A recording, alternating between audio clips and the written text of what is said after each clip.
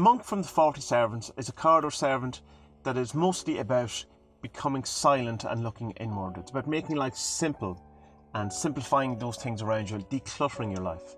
It's about looking around and going, has life become too complicated? Are you overthinking, overworking? Or are you making too much of a deal out of these things? Has life become too complicated? It's the best word for it. Is there too much going on? Do you need to simplify? Do you need to pull back? Do you need to spend some more time on your own in contemplation rather than being out in the world and doing things? Do you need things to be simpler? Do you need to get rid of an awful lot of stuff in your house, this clutter of material things? And so the monk would be about coming back to centre and coming back to a simple way of life, and of course of meditation and mindfulness and all of those things. So we'll go to the book. The monk shows us how to keep our lives simple and uncomplicated. He encourages us to spend more time in meditation, introspection and contemplation.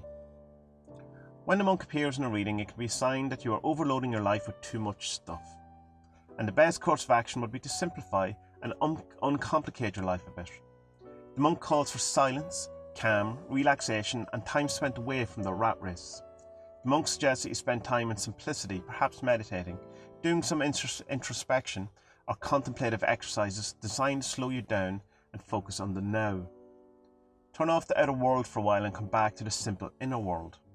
The monk suggests that a period of quiet and calm may be the best medicine for what ails you. Quiet time without TV, mobile devices or the internet may be called for, along with some long walks out in nature. Or doing simple things that you enjoy doing, just for enjoyment's sake, not to learn, not to better yourself, not to get ahead, but just for the delight of the act itself. The monk asks you, do you need all the stuff that you have surrounded yourself with, or could you let go of some of it? The monk can be used any time you want to enter into a period of peace, calm or simplicity.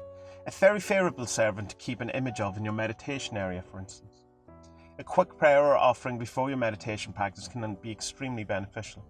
If life is getting a bit too much or complicated for you, if you find yourself surrounded by too much stuff or drama, then an invocation of the monk can be very beneficial in starting to make your life more simple and quiet.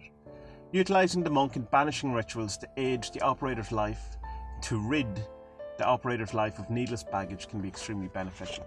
The monk is one of those that I like to invoke more than evoke. It's something, a type of energy that I like to bring into me rather than have, do something for me.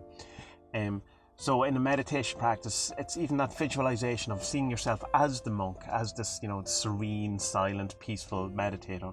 I find very helpful, and I think it's something that we could all benefit from if we tried it. So having it in your meditation room or where you meditate, or even in your office or place where most of your stress happens, just to remind yourself every now and again by looking at the sigil or the image, just to keep things simple, keep it calm, keep it uncomplicated and free from drama.